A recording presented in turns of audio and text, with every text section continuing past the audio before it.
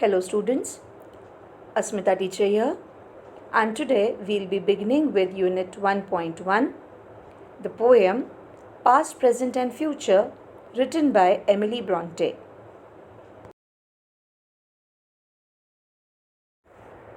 Before we begin with the poem, let us know some details about the poet.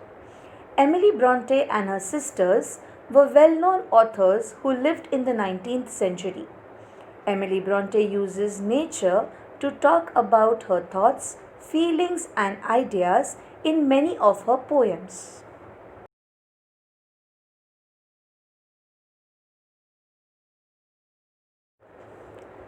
Emily Jane Brontë was an English novelist and poet who is best known for her only novel Wuthering Heights, now considered a classic of English literature.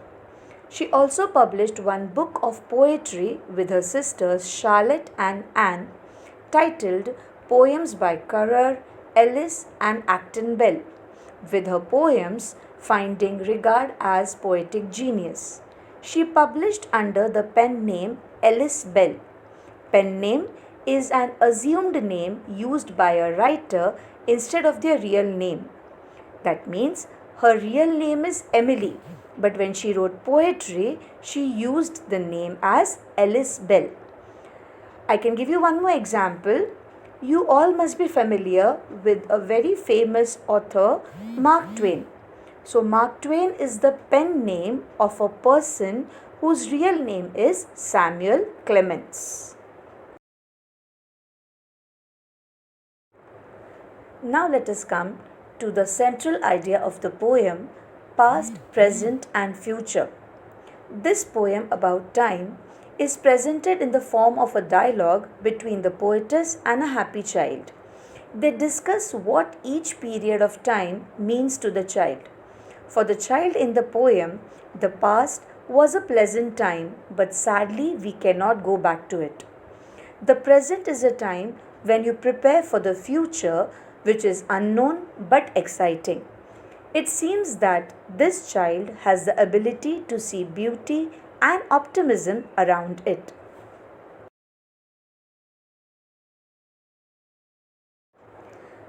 Now let us read the poem, Past, Present and Future by Emily Brontë. Tell me, smiling child, what the past is like to thee. An autumn evening soft and mild, with a wind that sighs mournfully. Tell me what is the present hour, a green and flowery spray, where a young bird sits, gathering its power to mount and fly away. And what is the future, happy one? A sea beneath a cloudless sun, a mighty, glorious, dazzling sea, stretching into infinity.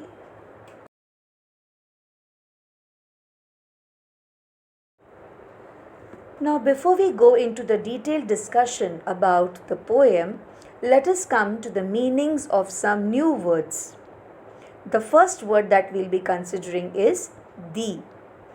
Thee is an archaic word, that is an old English word used for you. The next word that we'll be seeing is autumn. Autumn is a season after summer and before winter. Mild means not severe, not harsh. The next line we see the words sighs mournfully. Sighs, to let out a long deep breath that shows that you are tired, sad, disappointed, etc. So whenever you are extremely tired or you are very sad, you sit down and let out a long deep breath. This is called as sigh. Mournfully. Mournfully is a sad and unhappy manner. Let's come to the next stanza. We come to the second line. Green and flowery spray. In this poem, it stands for a green tree having flowers. Let us come to the last line in the second stanza. Mount. To mount means to get on something. Like for example, you mount on a horse. You mount on a bike. You get onto something and you sit over it. That is to mount. Let us come to the third stanza. Second line. A sea beneath a cloudless sun. Beneath means under. A mighty, glorious, dazzling sea. Mighty means very strong and powerful. Glorious means wonderful. Something that is worthy of receiving praise. We will say it is a glorious period. For example, if we have to talk about a period in history, about Ashoka period, you say that it was a glorious period. You praise Ashoka for whatever great work he has done. That is the meaning for the word glorious. Wonderful, something that is worthy of receiving praise. Dazzling. Dazzling means extremely bright and shining. So much bright that you will not be able to see anything else after seeing that thing for some time. Temporarily, it will blind your eyes. The substance shines so much that for some time it will blind your eyes. That is said to be dazzling, shining. And let us come to the last word now, stretching into infinity. Infinity is beyond limits. In maths, you have learned the concepts of points and rays and lines. They are moving in infinite direction, means which cannot be measured. That is what is infinity, which is beyond limit, which cannot be measured.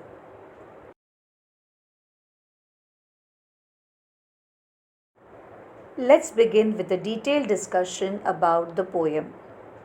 The poetess begins the poem by asking a happy child what the past is like to him or her.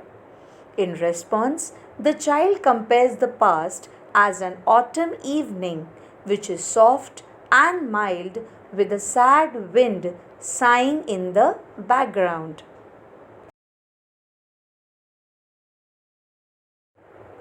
In response to the query about the present hour, the child compares it to a pleasant green and flowery branch wherein a young bird gathers courage and power to mount and fly in the blue sky.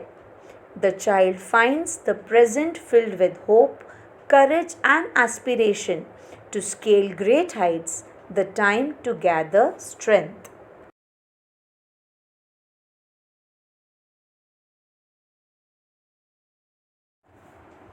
On being asked about the future, the child compares it with a sea under a cloudless sun, a sea which is mighty, glorious, dazzling, and never ending. Through these words, the child implies about the thrilling and never ending possibilities which await for him or her.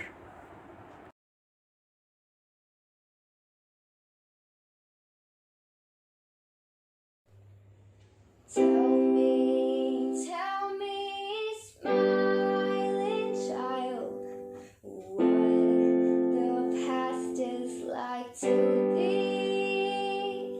An autumn even soft and mild, with a wind that sighs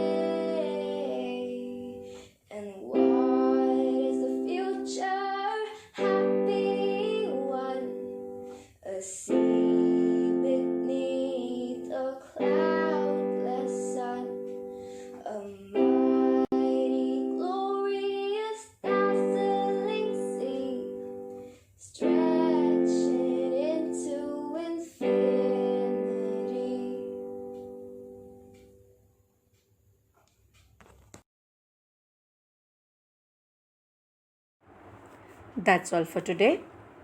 In today's lecture, we have seen about the poet Emily Brontë.